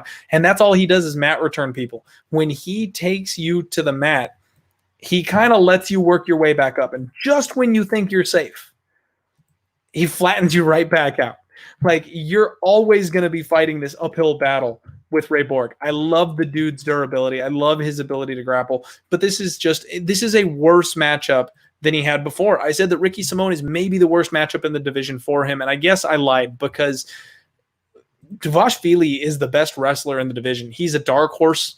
He's the guy that might be challenging for the title that nobody sees coming, that nobody knows about. The way he handled Casey Kinney in his last fight was absolutely unreal.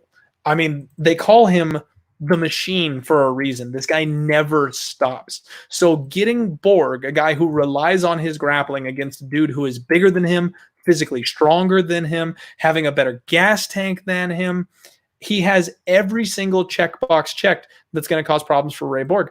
And Dvalishvili's got a good chin. So it's not like Ray Borg's going to come in here and flash KO him because he's going to suddenly be able to land a big shot. Like, He's not gonna.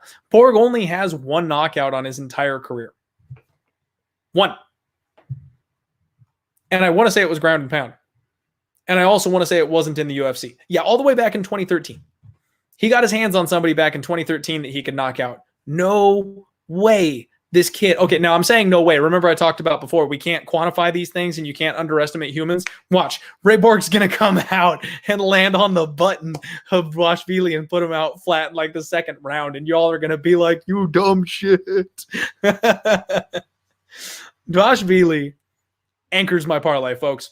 I opened up a parlay earlier in the show, and I had Julia Avila. I am closing that parlay with Merab Dvalishvili. And folks, this is a two-banger. When I set that parlay up earlier, I got minus 123 on it, and I am going to double down. I am laying 2.46 units to win 2 on this parlay. I love this parlay. I see both of these guys. Now, again, we don't use the L word here at the Die Hard MMA podcast. We don't say the L word. But if there were locks on this card, I think these two are them. Because Dvalishvili beats Ray Borg literally everywhere. The flash KO threat is not there. Ray Borg's got to be in an offensive position to be able to land a submission. That's not there either. Same thing on the flip side with Avila. Avila is better everywhere. Now, she might be able to get caught because it's women's MMA. You never know. Every once in a while, something like that will happen in those kinds of fights. But I really don't see it happening. So these are my 2 L's of the card, if they are such a thing can be said. And I'm doubling down on that parlay. I think that's a good one. And I'm looking forward to it. I think that's a casher right there. Let's see what everybody's got to say about this one. Let's see here. Yeah, Ray Borg is KO or bust. The only problem with that cream on her is that he's got no KO. My boy Tommy's saying, I don't know how people still bet on Borg, and that's where I'm sitting. I have no idea how people are betting on Borg here, because if he has got a size advantage, if he's got a wrestling advantage, if he's got a cardio advantage, yes, bet the shit out of Borg. But at 135, when he's going up against more physical wrestlers than he is, that's checkmate. He has no plan B. That's all he's got. Merab for a new takedown record. Yeah, you know what? And I don't think that that's even going to happen because, I'm sorry, takedown record. I thought you meant takedown defense record. Yeah, Merab's going to set a takedown record on Ray Borg because that's just unreal. And his win against Kenny is really the one that opened up my eyes. I bet on Kenny in that fight. I knew it was a long shot, but I thought that Kenny might be able to pull it out. I love that kid. I'm very impressed with him. But yeah, Dvalishvili is just way too much to handle. And I agree with you. I do think Kenny's going places. I think he is going to be a household name as well. Spencer, let's pour some Fireball, baby. Let's go. I know everybody makes fun of me for loving my Fireball, but I'm sorry. If you guys had the bachelor party I did, yeah, other alcohol is ruined for me. That's all I can handle. Brandon tuning in here. Definitely parlay material. Yep. All right, Gregory, let's roll. Let's get it. And Brandon liking Feely this week.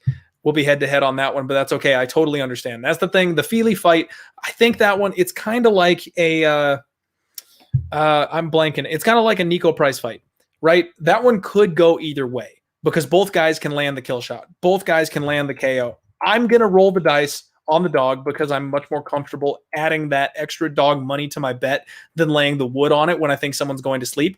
But I totally see why you're taking Feely there. Borg has some fast hands. You're right, and it is too bad he didn't let him go sooner. I think he could have impressed with those things in some of his other fights, but not this one. Doesn't matter in this one. So what we've got to do here real quick, folks, is backtrack because I thought this fight was going to be listed on the UFC site, and apparently it's not. So this is not where this fight belongs in the lineup, but we've got Hannah Cyphers taking on Maria Agapova.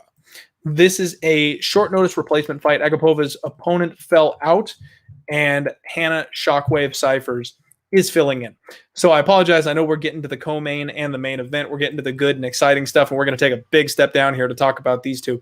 But this is also another good, solid, interesting fight, in my opinion. So Hannah Cyphers, she belongs at 105. It's plain and simple as that. She is small, and we cashed in fading her on a parlay, not last fight week, but the week before that. Real fast turnaround for her. She's fighting at 115. I'm sorry. She's fighting at 115, usually, and she should fight at 105. This fight is at 125. So she's fighting 2 full weight classes above where she normally does. She is light on her feet. She's got good inside and outside leg kicks. And for her size, she has good power. She fights best in the pocket, and she combines finish. She uses her combinations. Geez, I'm just butchering this line. I am so sorry. I wish I had an editor and I wasn't doing this live. She finishes combinations with leg kicks. I love seeing that. Honestly, I'm a huge fan of Shockwave. However, she's limited. She's another one of these girls that I think at a certain point, the athleticism is just going to be too much. And especially because if there was a 105-pound division, she'd be very competitive in there. She's small for 115. She's tiny for 125. She absolutely struggled with the range of Angela Hill. And Hill had like a 4 or 5 inch reach advantage on her, and she doesn't move her head. That's a big problem. She has good footwork, but her head doesn't budge. Maria, on the other hand, this is going to be her UFC debut. She trains out of ATT. This girl is fantastic. She's a fast starter. She's going to have a 6.5 inch reach advantage here. She keeps her hands low, but she has good movement, good head movement, so it's not a problem like some of these other people who drop their hands. It's not a mistake. I think she is welcoming her opponent's shots. She has a big body kick. Big, good, accurate shot to the liver, and I've seen her use it a lot in her other fights. In Invicta, she was wrecking girls. She's extremely aggressive. She flurries with her hands down, so she is hittable. She can get caught, but she's got a good, solid chin. She's like 23 years old. I've never seen her rocked. She's taken some big shots, but it doesn't seem to slow her down one bit. She's got big ground and pound. If she ends up on top of you, it's over. And she's been training with my girl, Jillian Robertson. Y'all know, maybe to a fault, I love Jillian Robertson. I think that that's a good answer for some of the ground game threats that other people will offer. Obviously not Hannah Cyphers, but good training partner to have. She does give up takedowns up against the cage. She can get her hips sucked out from underneath her, but that's against good grapplers and people her size that can match her for strength. She gives up her back in order to get up. That's an issue, but I don't think she has an opponent that's going to make her pay for it. She's got a good rear naked choke, but she only ends up on the ground in scrambles. She doesn't go for takedowns herself. She is a striker. She wants to keep this thing standing. So BetOnline is the only book that I see with a line on this fight, and I completely agree with it. They've got Maria as a minus 255 favorite. Hannah Cyphers is plus 215. If anything, I think there's still value on Agapova. I know that she's unproven. I know that she's not tested or anything like that at this point, but Hannah Cyphers is 2 weight classes below her. There was a fight a couple of fights back where one of the chicks that I'm really high on in the UFC, and I'm struggling with the names here, I do apologize. It was a very similar situation. She's small for the weight class, and she moved up a weight class to take a short notice fight. Her opponent was a big woman for that weight class, had a massive height and reach advantage on her, and even though she was the more skilled fighter, she was just so out-physicaled that she stood no chance. And this girl cashed as a big underdog, and I missed a blind opportunity to make some easy money there. This is the same situation, except the books aren't making the same mistake. They made the right girl the favorite. Hannah Cyphers has got good power. She's got good opportunity. She's got good combos. I like her a lot. She's got some upside. However, I don't see how she wins this fight. I mean, if she hurts Agapova, she's going to have to hurt her badly and get her on the mat and be able to hold her down and TKO or something like that. But after getting her leg snapped off in her last fight, I don't think she wants anything to do with the ground. She's going to be at that size disadvantage, and she's just a striker. All she wants to do is strike and trade, and she has been outlanded by her UFC opponents over the course of her career. And Maria's very, very aggressive. This is another one that I'm going to take a sneaky look at later on, especially join me for my MMA Total Madness show later in the week. We're going to look at an under, folks. With the way women's fights goes, usually they're going to give you a 2.5. Usually it's going to be chalk to the over. They expect it to go all 15 minutes. And I think Maria Agapova is going to destroy Hannah Cyphers. However, betting on an under gives us the opportunity for Hannah to pull the upset. That gives us the opening for Hannah to land that big power shot, because Agapova keeps her hands low and make her pay for that and welcome her to the new level of competition. So that may be the direction I'm going. I'm kind of torn between parlaying Agapova and taking an under. I'm going to wait until that under comes out. I'm going to see where this line goes. And I'm going to make my mind up on some of the other smaller favorites that I like on the card, because I might end up just parlaying Agapova as a backup. We will see. So let's get this damn thing back on track, shall we? Because now we're heading over to the co-main event. We've got a rematch of a fight that never happened. We've got Carl Robertson, Baby K, taking on Marvin Vettori. And I'm high on Vettori. This is another one that we broke down very, very recently because it was supposed to happen a couple cards ago. Something happened with Carl Robertson. He didn't get cleared by the doctors, and they called the fight off. And Vettori took some serious offense to that. Now, if Vettori is a young, emotional kid and he got hot, there's that fun video of them getting into it out in the the lobby of the hotel that they were both staying at because he thought that Carl Robertson was trying to duck him or something like that. And I put out some joking tweet on Twitter about him ducking him just to mess with my boy Bro Picks. I don't know if he's still in the chat here, but if he is, that was a needle headed your direction, buddy. I was just messing with you. So Baby K is not afraid of Carl Robertson. I'm sorry, he's not afraid of Marvin Vettori. They set this fight back up as soon as they could. And yeah, this thing is going to be a banger. So Marvin Vettori, he is 26 years old, lots of room to grow yet, not even in his prime, 14-4. Baby K, 9-2, 29 years old, same situation. These are two young up-and-coming prospects that have lots of room to grow in their fights. And Baby K seems to be a finisher. I mean, he's got only 9 wins, but 4 submissions, 2 knockouts, big striking. Dude's got big, big power, but he's still a dangerous threat on the ground. Vettori has 8 submissions to his name as well, and he's got a very, very basic but well-rounded striking game. This is the kid that went a full 15 minutes with Israel Adesanya when he was new to the UFC, and that's something that really like popped my eyes that, you know, that was kind of a crossroads fight, and if Marvin had got the nod on that split decision, who knows where this thing goes? Because if he gets that win, I mean, he's put 2 more wins together since then. I think it's good for him that he took that loss because I think he's going to rise to higher heights since he got that first taste of loss in the UFC. I'm sorry, not the first taste. He's lost before, but you know what I mean? Like, he's on the right track. He loses. It kind of makes him reset, rethink. He's growing and he's getting better because of it.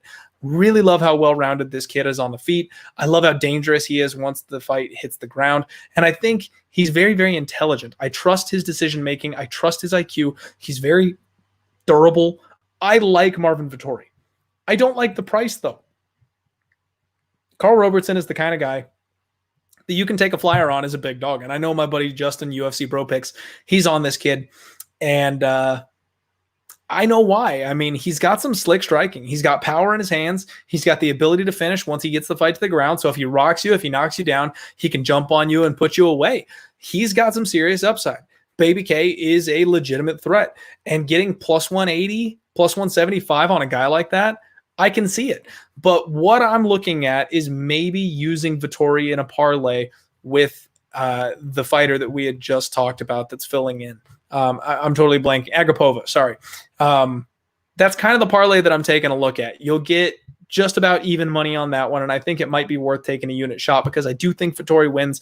I think he's going to be able to be physically stronger than Baby K. We've seen that Baby K has struggled with the ground game when he took that short notice step up to face Glover Teixeira. Obviously, that was at 205, but I think Marvin Vettori is smart enough to see that he can be controlled on the mat that way. I think Vettori takes him down. I think Vettori wrestles him. He can stay safe on the feet and then maybe lock up a submission late when Baby K gasses out or just grind out a 15-minute decision. So I like Vettori here. I'm not in love with the price, and I don't know this fight gets finished. This is one of those ones that I might be looking at a sneaky over rather than a sneaky under. So I'm looking forward to breaking down that when the totals get out. But I'm definitely in the corner of Marvin Vettori. Let's see. Didn't know if it was 125 or higher weight. Yeah. So she's coming up 2 weight classes, which is wild. Yeah, Brandon saying this might be another one of those L words. Exactly.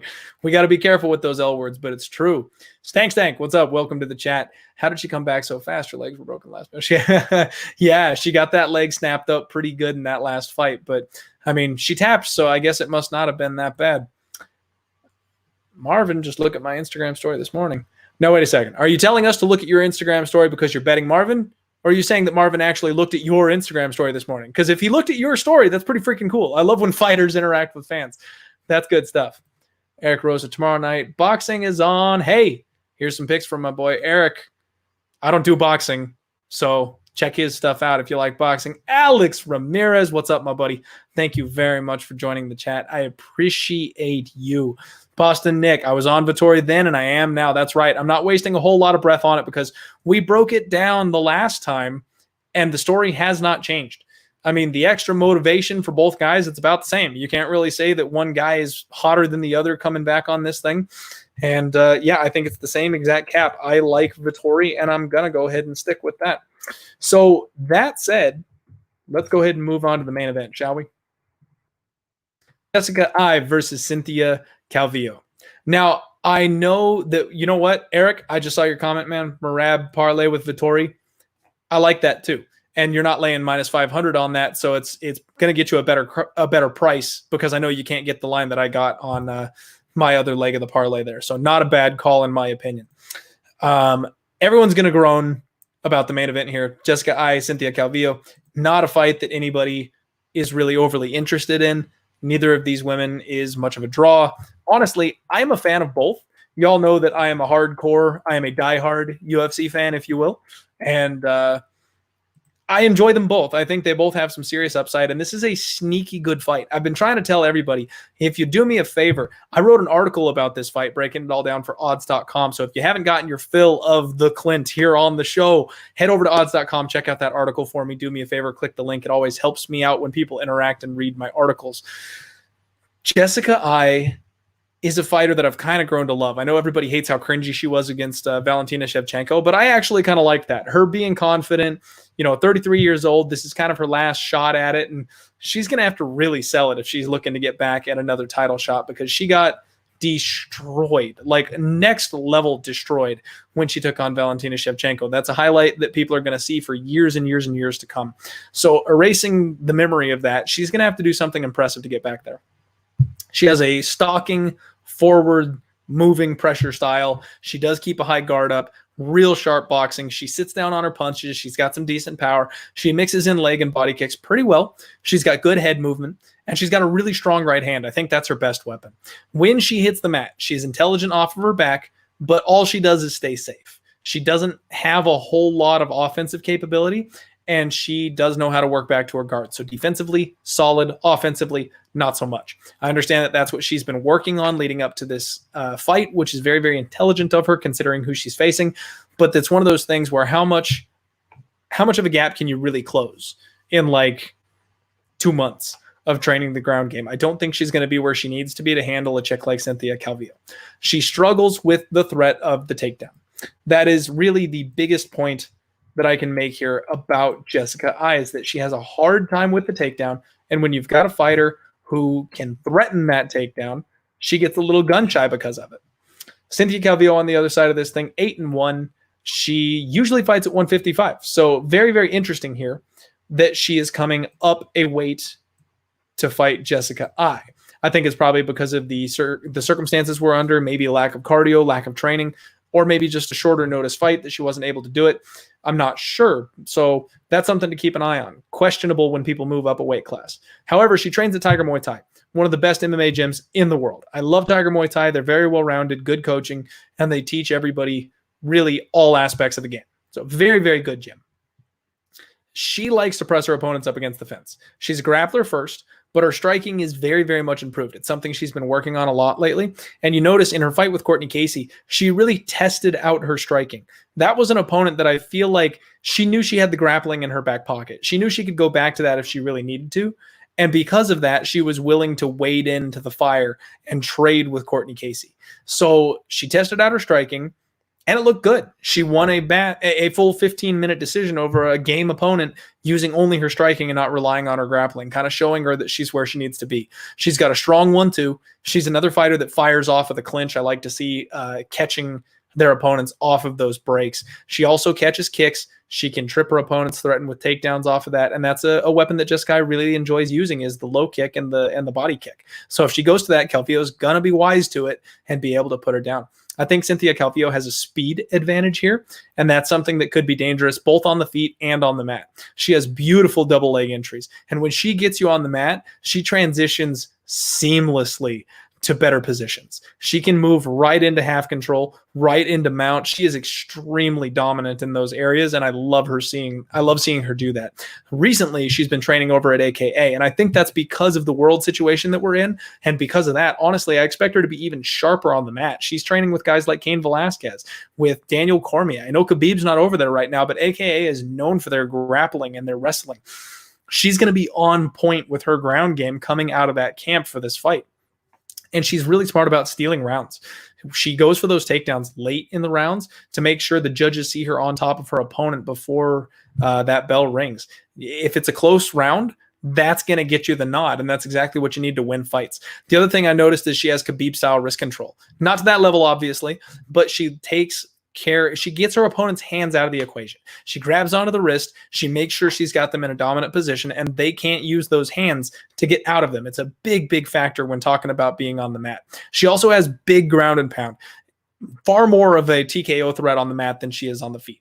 And she always threatens submissions from the top. She has good Kimuras, arm bars, chokes, transitions to the back, incredible backpack ability, and she's got a great gas tank in round 3. So this is where everything gets super interesting, is how do these two match up?